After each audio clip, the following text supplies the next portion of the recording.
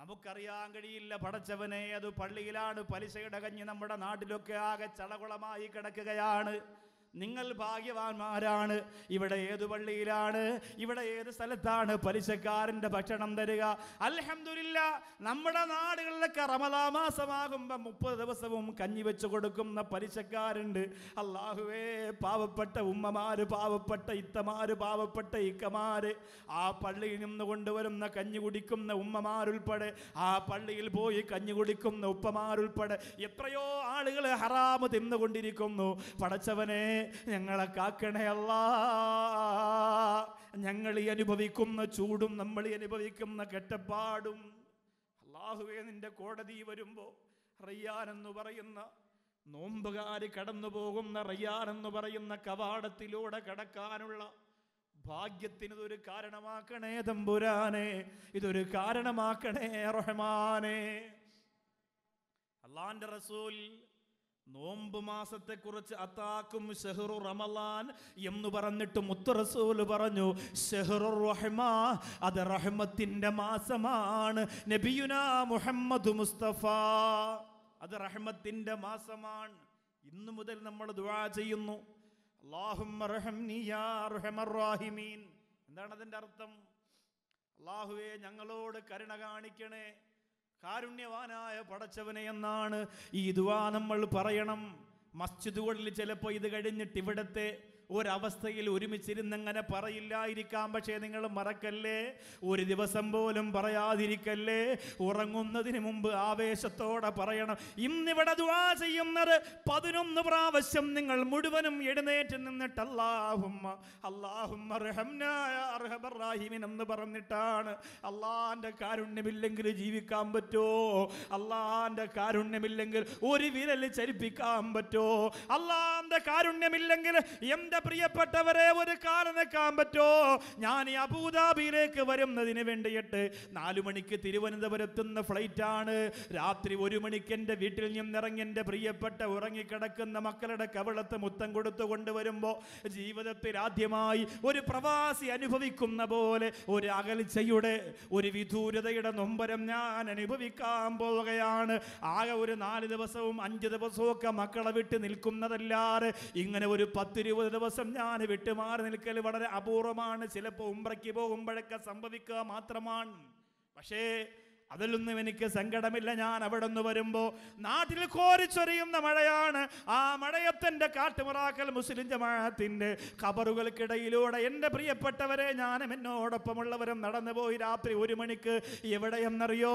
എൻ്റെ പ്രിയപ്പെട്ട ഉപ്പ കിടന്നിറങ്ങുന്ന ഖബർസ്ഥാനിൽ മഴ നനഞ്ഞുകൊണ്ട് എയർപോർട്ടിലേക്ക് ഇറങ്ങാനുള്ള അതേ വസ്ത്രം ധരിച്ചുകൊണ്ട് കോരിച്ചൊരിയുന്ന മഴയത്ത് എൻ്റെ വാപ്പിച്ചിയുടെ ഖബറിൻ്റെ അടുത്ത് പോയി ദുആ ചെയ്തിട്ട് ഞാൻ വന്നിറന്തെന്നറിയോ?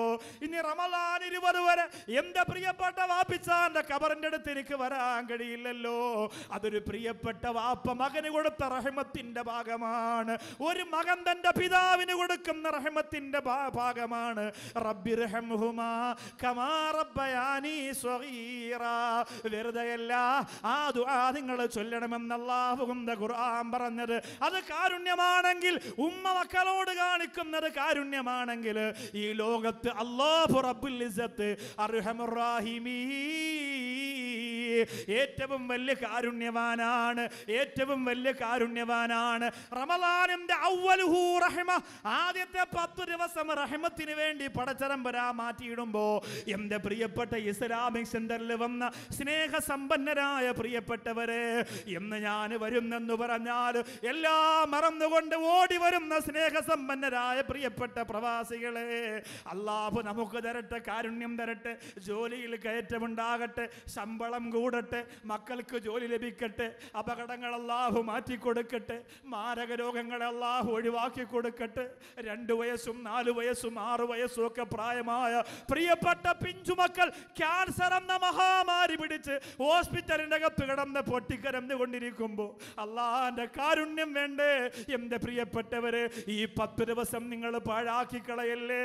രാവും പകലും എപ്പോഴൊക്കെ നിങ്ങൾക്ക് സമയം കിട്ടുമോ അല്ലാഹുമ്മ റഹംനി യാ അർഹമർ റഹീമീൻ. അല്ലാഹുവിന്റെ റസൂൽ എന്തുകൊണ്ടാണ് റമളാൻ മാസം റഹ്മത്തിന്റെ മാസമെന്ന് പറഞ്ഞതെന്നറിയോ? റമളാൻ മാസം റഹ്മത്തിന്റെ മാസമെന്ന് പറയാൻ കാരണം, ഒരാൾ ഒരു നന്മ ചെയ്താൽ 10 നന്മയുടെ കൂലി. അല്ലാഹുവേ, ഒരു സുന്നത്തിന് ഫർളിന്റെ കൂലി, ഒരു ഫർളിന് 70 ഫർളിന്റെ കൂലി വെറുതെയല്ല. സ്കാരം കഴിഞ്ഞിട്ട് 4 റക്അത്ത് തറാവി കഴിഞ്ഞാൽ പിന്നെ ഓട്ടം, 8 റക്അത്ത് കഴിഞ്ഞാൽ പിന്നെ ഓട്ടം, 12 കഴിഞ്ഞാൽ പിന്നെ ഓട്ടം. ആകെ ഒരു 1.5 മണിക്കൂറിനകത്ത് സർവ്വ സംഭവം എല്ലാം കഴിയും. അത് റമളാൻ ഖുർആൻ മൊത്തം ഓതിയാലും ശരി, പകുതി ഓതിയാലും ശരി, ഖുൽ ഹുവല്ലാഹു മാത്രം ഓതിയാലും ശരി, എന്തായാലും 1 മണിക്കൂറിനകത്ത് സംഭവം കഴിയും. അതിനൊന്നും നമ്മുടെ ശരീരത്തെ പിടിച്ചു നിർത്താൻ കഴിയുന്നില്ലെങ്കിൽ അള്ളാഹു എത്ര കാരുണ്യം നമുക്ക് തരും. നിങ്ങളെ അടക്കി ഒതുക്കി കിടത്താൻ റബ്ബിന് കഴിയും, കഴിയാത്തതുകൊണ്ടൊന്നുമില്ല. നിങ്ങളെപ്പോലെ പല വമ്പന്മാരെയും അള്ളാഹു ഇന്ന് വീടിൻ്റെ ഒരു മൂലയ്ക്ക് അടിച്ചൊതുക്കി കിടത്തിയിരിക്കുന്നു. ഒരു ഗ്ലാസ് വെള്ളം വേണമെങ്കിൽ മക്കളെ വിളിക്കണം, മരുമോളെ വിളിക്കണം, കൈയനക്കാൻ കഴിയാതെ കാലനക്കാൻ കഴിയാതെ അങ്ങനെ കിടക്കണം. നമുക്കറിയില്ല. അള്ളാഹു അങ്ങനെ ഒരു അവസ്ഥ നമുക്ക് തരാതിരിക്കട്ടെ. അള്ളാഹിൻ്റെ കാരുണ്യം വളരെ വലുതാണ്. അള്ളാഹിൻ്റെ കാരുണ്യം വളരെ വലുതാണ്. അപ്പോൾ നമ്മളിപ്പോൾ ഇവിടുത്തെ പ്രസിഡന്റിൻ്റെ ഗസ്റ്റായിട്ട് വന്നതുകൊണ്ട് അവിടുത്തെ ഡ്രൈവർമാരായ മലയാളികളൊക്കെ പരിചയപ്പെടാൻ കഴിഞ്ഞിട്ടുണ്ട്. അവർ പറയുന്നത്, അള്ളാഹു ഉസ്താദെ നമുക്ക് തന്ന ഭാഗ്യം വളരെ വലുതാണ്. ഈ വലിയ ഒരു പാർലമെൻറ്റിൽ ഒരു ജോലി ചെയ്യാനുള്ള ഭാഗ്യം കിട്ടുക, അതൊക്കെ ജീവിതത്തിൽ ഒരു വലിയ സൗഭാഗ്യമായിട്ട് അവർ കാണുകയാണ്. അള്ളാഹു അവരുടെ ആഗ്രഹങ്ങൾ ഇനിയും ഇനിയും അള്ളാഹു സാധിപ്പിച്ചു കൊടുക്കട്ടെ. ദുആയാണ് എനിക്കും നിങ്ങൾക്കൊക്കെ ഉള്ള ദുആയാണ്. അള്ളാഹിൻ്റെ കാരുണ്യമില്ലെങ്കിൽ ഒരു സെക്കൻഡ് നമുക്ക് ചലിക്കാൻ കഴിയില്ല. അള്ളാഹുവിൻ്റെ റസൂല് പറഞ്ഞത്, ഒരാൾക്കും സ്വർഗം കിട്ടൂല ഇല്ല അല്ലാഹു ബിറഹ്മ, റഹ്മത്ത് കൊണ്ട് അള്ളാഹു പൊതിഞ്ഞാലല്ലാതെ. കാരണം സ്വർഗത്തിന് യോഗ്യത നമ്മൾ എത്ര അമൽ ചെയ്താലും ഇല്ല. അള്ളാഹിന്റെ റഹ്മത്ത് കൊണ്ട് പൊതിഞ്ഞാൽ മാത്രമേ കിട്ടുള്ളൂ. ഈ റമളാനിൽ അള്ളാഹു നമുക്ക് കാരുണ്യം ചെയ്യാൻ വേണ്ടിയിട്ട് നമ്മൾ ദുആ ചെയ്യുന്നതോടൊപ്പം നമ്മളും തിരിച്ച് കാരുണ്യം കാണിക്കണം. ഇർഹമു മൻ ഫിൽ അർളി യർഹമുക്കും മൻ ഫിസ് സമാ. ഭൂമിയിലുള്ളവരോട് നിങ്ങൾ കരുണ കാണിച്ചാൽ ആകാശത്തിലുള്ളവർ നിങ്ങളോട് കരുണ കാണിക്കുമെന്ന് മുത്ത റസൂൽ നബി മുഹമ്മദ് മുസ്തഫ. റമളാൻ മാസം നിങ്ങൾ വീട്ടിൽ ഫോൺ വിളിക്കുമ്പോൾ ചോദിക്കണം, ഭാര്യയോട് ചോദിക്കണം, കുറച്ച് നോട്ട് മാറിയിട്ട് കൊടുത്തിരിക്കണം ഭാര്യയുടെ കയ്യിൽ. 10 രൂപ, 20 രൂപ, 50 രൂപ ഒക്കെ. എന്തിനാണ്? നിങ്ങൾ കടലിന് ഇക്കരെ ജോലി ചെയ്യുന്നവരാണ്. നിങ്ങളുടെ നാട്ടിൽ ഉത്തരവാദിത്തപ്പെട്ട റമളാനുമായി ബന്ധപ്പെട്ട ഒരുപാട് കാര്യങ്ങൾ നിങ്ങൾക്ക് ചെയ്യാനുണ്ട്. നിങ്ങൾ ഇവിടെ ആയതുകൊണ്ട് അത് നടക്കില്ല എന്ന് പറയരുത്. നിങ്ങളുടെ കുടുംബത്തിലെ ഏറ്റവും സാധുക്കൾ, പാവപ്പെട്ടവർ, അവരെ നിങ്ങൾ മറന്നു പോകരുത്. നമ്മുടെ നാട്ടിൽ തിരുവനന്തപുരം ജില്ലയുടെ വെമ്പായം എന്ന് പറയുന്ന സ്ഥലത്തിനടുത്ത് ഇരിഞ്ചയം എന്ന് പറയുന്ന ഒരു മഹലുണ്ട്. നിങ്ങൾക്ക് പരിചയക്കാരുണ്ടാവും, ചിലപ്പോൾ ആ സ്ഥലത്ത് ആരൊക്കെ ഇവിടെ ഉണ്ടാവും. അവിടുത്തെ ഒരു ഇമാമ് പറഞ്ഞത്, ഒരു ദിവസം പരിശുദ്ധ റമളാൻ കഴിഞ്ഞപ്പോ, റമളാൻ മാസത്തിന്റെ അവസാനത്തെ 10-ൽ ഒരു 10-20 ആളുകൾ ആ പള്ളിയിൽ നിന്ന് തറാവീഹ് കഴിഞ്ഞ് നേരെ പോയത് പള്ളിക്കാടുകൾക്കിടയിൽ അടക്കപ്പെട്ടിരിക്കുന്ന സാധാരണ ഒരു മനുഷ്യന്റെ ഖബറിലേക്കാണ്. ആ മനുഷ്യന്റെ ഖബറിന്റെ അടുത്ത് പോയിട്ട് അവർ ദുആ ചെയ്യുന്നു. വല്ലാതെ ദുആ ചെയ്ത് പൊട്ടിക്കരയുന്നു. ഇമാമ വന്നവരോട് ചോദിച്ചു, ഇതാരാണ്? ഞാനിവിടെ ഇത്രയും നാള് ജോലി ചെയ്തിട്ട് ഒരു ഔലിയായിനെ ഇവിടെ അടക്കം ചെയ്തത് എനിക്കറിയില്ല. ആ കുടുംബക്കാര്, നാട്ടുകാര് മുഴുവനും പറയുന്നു, ഇതൊരു ഔലിയ അല്ല, ഇതൊരറിയപ്പെട്ട മഹാനുഭാവനല്ല, ഇയാൾ ഈ നാട്ടിലെ ഒരു സാധാരണക്കാരനാണ്. പരിശുദ്ധ റമളാൻ വന്നാൽ റമളാൻ ശരീഫിന് മുമ്പ് ഒരാഴ്ച മുമ്പ് ഇയാൾ പാവപ്പെട്ട ഞങ്ങളുടെ വീട്ടിലൊക്കെ വരല് പതിവാണ്. കയ്യിൽ ഒരു കിറ്റുണ്ടാവും, കുറച്ച് കാശുണ്ടാകും. അല്ലാഹുവേ, റമളാനിൽ പോലും പാടത്തും പറമ്പത്തും പണിയെടുത്തിട്ട് ജീവിക്കാൻ വകയില്ലാതെ കഷ്ടപ്പെടുന്നവരാണ് നമ്മൾ.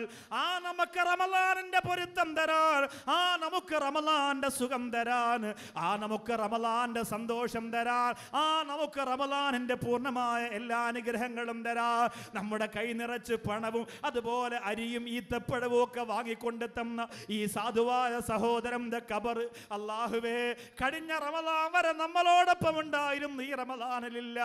അതുകൊണ്ട് ദുആ ചെയ്യുകയാണെന്ന് പറഞ്ഞ് ആ പാവപ്പെട്ടവരെ കണ്ണീരെടുക്കുമ്പോ, എന്റെ പ്രിയപ്പെട്ടവരെ, ഒരുപാട് പാവപ്പെട്ടവരെ നമുക്ക് വേണ്ട. ഒരാളെ റമളാൻ മാസത്തിൽ അവരുടെ കണ്ണീര് മാറ്റി കൊടുക്കാൻ നിങ്ങളെത്ര പട്ടിണി കിടന്നാലും നിങ്ങൾക്ക് സാധിക്കണം, നിങ്ങളെത്ര കഷ്ടപ്പെട്ടാലും നിങ്ങൾക്ക് സാധിക്കണം. റമളാൻ മാസത്തിൽ ഒരു വ്യക്തിയുടെ കണ്ണീര് മാറ്റി കൊടുക്കാൻ നിനക്ക് നോമ്പ് തുറക്കാനുള്ള നല്ല കാരൊക്കെ ഞാൻ വാങ്ങിത്തരാ, നിന്റെ നോമ്പ് തുറപ്പിനുള്ള എല്ലാ സംവിധാനങ്ങളും ഞാൻ ചെയ്തു തരാ. സുഖമില്ലാതെ കിടക്കുന്ന പാവപ്പെട്ടവര് സാധുക്കള് അൽഹംദുലില്ലാഹ് അവരെ വിഷമവും വേദനയും മാറ്റിക്കൊടുത്ത് റമളാനിന്റെ പൊരുത്തം കിട്ടാൻ അല്ലാഹുമ്മ ജഅൽ ഹാദാ ശഹ്റ ശരീഫൽ عظيم رمضان شاهدا لنا لا شاهدا علينا واجعله حجة لنا لا حجة علينا.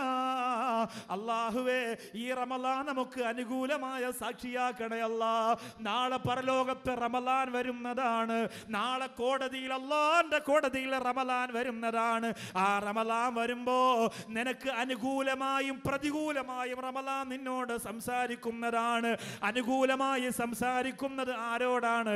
ഖുർആൻ ഓതിയവരെ, നോമ്പ് നോറ്റ് വീടിയവരെ, സ്വതക്ക ചെയ്തവരെ, കാരുണ്യം കാണിച്ചവരെ, അനാവശ്യങ്ങൾ ചെയ്യാത്തവരെ, അനാശാസ്യങ്ങൾ പറയാത്തവരെ, അനിസ്ലാമികമായ ചിന്തകൾ കടന്നു വരാത്തവരെ, കണ്ണിനെ സൂക്ഷിച്ചവരെ, കാതിനെ സൂക്ഷിച്ചവരെ, ഫസാദ് ഈബത്ത് പറയാത്തവരെ, നിങ്ങൾക്കാണ് സൗഭാഗ്യം, നിങ്ങൾക്കാണ് സൗഭാഗ്യം. അല്ലാഹുവിന്റെ റസൂൽ പറയുകയാണ്, 5 കാര്യങ്ങൾ നിങ്ങളുടെ നോമ്പിനെ നിഷ്ഫലമാക്കുമെന്ന് നബിയുനാ മുഹമ്മദ് മുസ്തഫ സ്വല്ലല്ലാഹു അലൈഹി വസല്ലമ തങ്ങൾ പറയുകയാണ്. 5 കാര്യങ്ങൾ നിങ്ങളുടെ ജീവിതത്തിൽ നോമ്പുകാരായി നിങ്ങൾ ചെയ്തു പോയാ നിങ്ങളുടെ നോമ്പിന് ഒരു കൂലിയുമില്ല. നബിയുനാ മുഹമ്മദ് മുസ്തഫ അതിലൊന്ന് കളവ് പറയല, 2 ഏഷണി പറയല, 3 ഈബത്ത് പറയല, 4 കള്ളസത്യം ചെയ്യല. ഇത് 4 നാവിൽ ബന്ധപ്പെട്ടതല്ലേ? ഇത് 4 നാവുമായി ബന്ധപ്പെട്ടതല്ലേ? കളവ് പറയുന്ന നോമ്പുകാരാ, നിന്റെ നോമ്പിന് അല്ലാഹുവിന്റെ മുമ്പിൽ കൂലിയില്ല. എന്റെ പ്രിയപ്പെട്ടവരെ, ഒരു നന്മയുമില്ലാതെ, ഒരു പുണ്യവുമില്ലാതെ, ഒരു നേട്ടവുമില്ലാതെ കുറെ പട്ടിണി കിടന്നിട്ട് എന്ത് നേട്ടമാണ് അല്ലാഹുവിന്റെ കോടതിയിൽ ലഭിക്കുക? സുബ്ഹാനല്ലാഹ്, ഈ റമളാൻ ഞങ്ങളുടെ ജീവിതത്തിലെ അവസാന റമളാനാക്കല്ലേ റബ്ബേ.